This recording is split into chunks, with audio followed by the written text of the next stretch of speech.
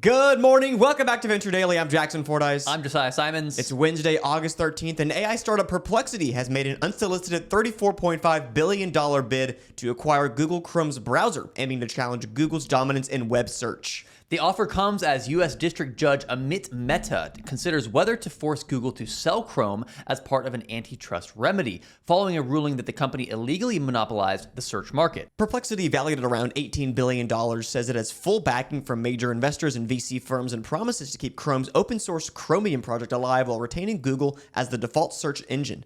Google has not shown interest in selling, with CEO Sundar Pichai warning that such a move could harm innovation and security. Analysts doubt the judge will force a sale, though Judge Mehta has hinted it could be a cleaner solution than other remedies. Founded in 2022, Perplexity recently launched its own browser, Comet. But as expected, it has been dominated by Google search. So, Jackson, as of July of 2025, Google accounts for 89.5% of the global market share in search engines total. Right. However, this dominance has shown signs of slight erosion in recent times. So its share across all devices, it has reached its lowest point in over 2 decades this summer. Okay. The Chrome browser held a 68% market share in June of 2025. So Perplexity's Comet, on the other hand, is projected to carve out about 2.5% of the entire search market by the end of the year. All right, sounds good. Well, for more on this story, I called an old friend of the show. Put your hands together for Ben Narasin.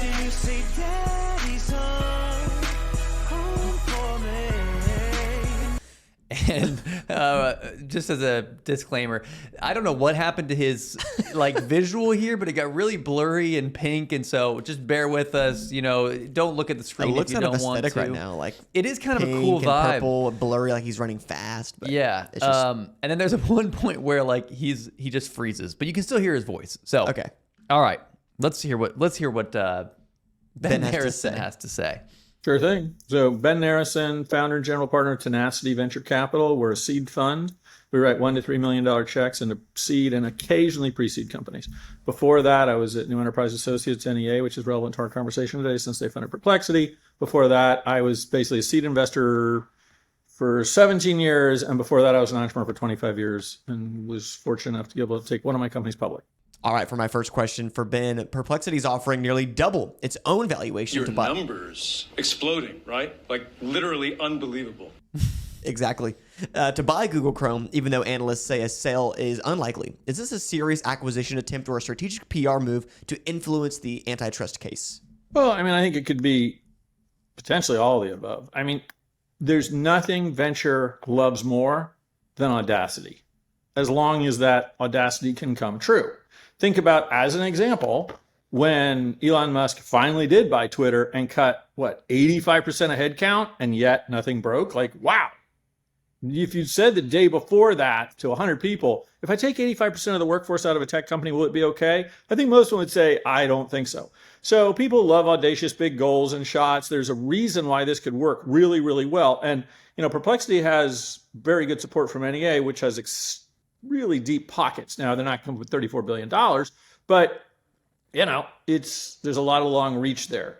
And I know some of the folks that are involved with them and just would say they're smart people that support smart people and will not shy away from something exciting as long as it makes sense. They're not the type of people that would sort of do flash on the plan stuff just for the fun of it. Now, having said that, no VC on the planet really has control over the decisions of an entrepreneur. So, I wasn't in the room. I wonder who are the investors that are telling Perplexity, hey, we will back this. If you get this deal done, we will have the money for you. Well, it's probably NEA. I mean, Ben said they don't have that deep of pockets, but they have 25 billion AUM as of he said they have very deep pockets. Very deep. I mean, 25 billion is very deep, very deep pockets. And so if they're buying them for 34.5, NEA chips in for a couple bill. Why not? Go ahead. Every time I hear Ann Bordetsky, she's always talking about Perplexity, which makes sense. NEA partner, and so yes, interview with her on the Demo Day podcast. Check it out sometime. My next question for Ben: a judge is weighing whether forcing Google to sell Chrome could cleanly restore search competition. Do you think spinning off Chrome would meaningfully shift market share away from Google's search dominance? Probably not. I mean, I actually think Perplexity is the single biggest threat to Google search dominance. So if you think about what it could do, wow. Even if it's just the message of what it can do. I mean, that's like, we always say, startups' only real advantage typically is speed. You're in a cigarette boat and you're fighting aircraft carriers, but you can move really quickly. This would be a shot right across the bow of that aircraft carrier. This would not be zigging and zagging around. This would be like taking out a massive missile and shooting it right at them. So I don't know. It certainly gets the conversation going at a minimum. Google will ultimately have to sell various things because they were found guilty of restraint of trade, right? If they don't want to have further penalties, I'm involved with a company that has a claim. It's interesting, the reality of how this works, as I understand it. Once Google was found guilty of restraint of trade, the companies that were damaged are owed damages, and they don't have to prove that they were damaged. They merely have to prove how much, and Google has to pay triple damages for it. So a lot of stuff Google's gonna be writing a lot of checks. Wow, that's interesting. I mean, you probably heard when you were editing, but whenever he said that, I think Perplexity is the single biggest competitor to Google Chrome search. I said, really? Yeah. Like, I mean, is that the case with the numbers whenever you were doing the story? Yeah, I mean, I think maybe that's more of a perspective. He's projecting that, predicting that. I don't know if they're actually number two. I think Bing or Yahoo search. Yahoo. I think is up there higher than Perplexity now. But look at ChatGPT, Perplexity. Yeah. These are being used as search engines more and more every single day. It's for sure going to be ChatGPT. It's probably the number two, or maybe the biggest threat to Google Chrome's browser dominance. Another interesting thing, I feel like the Perplexity play here, I don't know if they're actually offering a real offer. Maybe they are. And maybe they would take that offer if Google says yes. But I think it's more of like literally just a message, a signal they're trying to send to the judge to say, hey, there is a buyer. So you should follow through with this case. You should break up Google, make them sell Chrome, and we're right here. We'll be the buyer. Oh, I see. So anybody could have done this. OpenAI could have done this where they're like, hey, we can buy Google Chrome too. Yeah. For X amount of dollars. Yeah, I think that it's much more of a pressure on this whole legal case. They're putting a pressure to say, hey, there is a buyer out there. Yeah. Because Google's trying to argue that you're gonna really hurt the search market in general if you do this. Google does not want this to happen. It's like, what are you doing, dude? Why would you offer this crazy deal, which will never happen, and you don't have the money to buy us? Right. Like you're Google just doing knows, this to shake things up and for your favor. Yeah, not even just shake things up, but give a legitimate to the judge, hey, there is a buyer and we will buy it. Let's do it. And so if you break it up, then we can kind of solve all the little extra problems that are going to come from the lawsuit or come from this legal antitrust case. Yeah. So we'll see. I don't know if that's actually their intention, but it seems like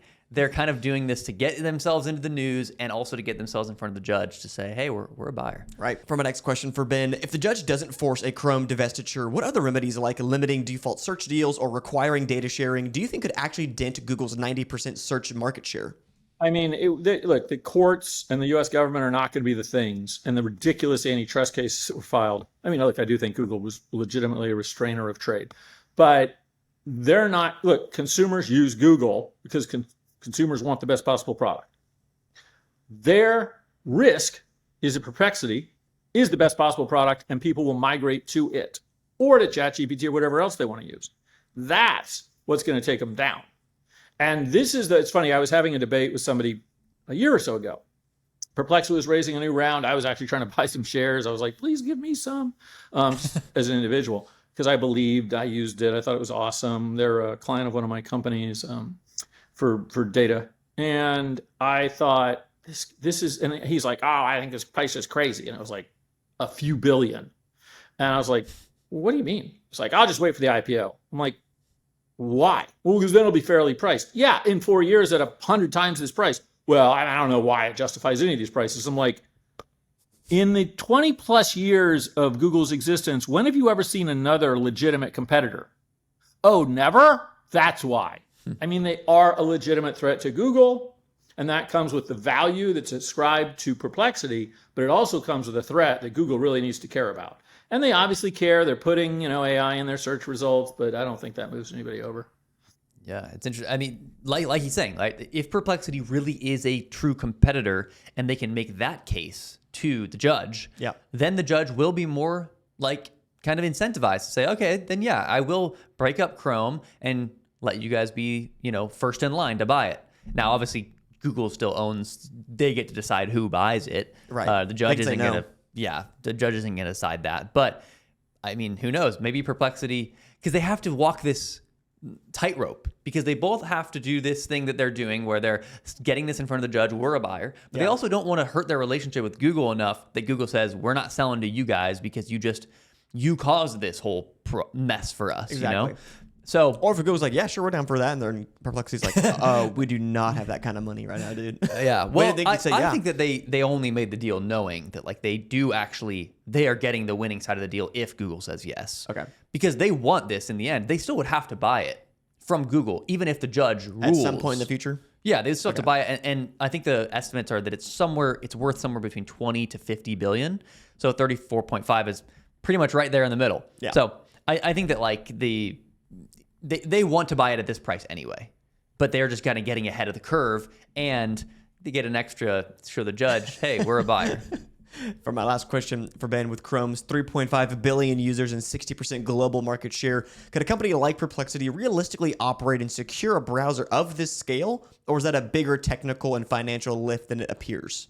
It's a good question, but I think that the very fact that they are in the AI space, which requires more technical skill and scale than any other category in tech, would have me leaning towards yes.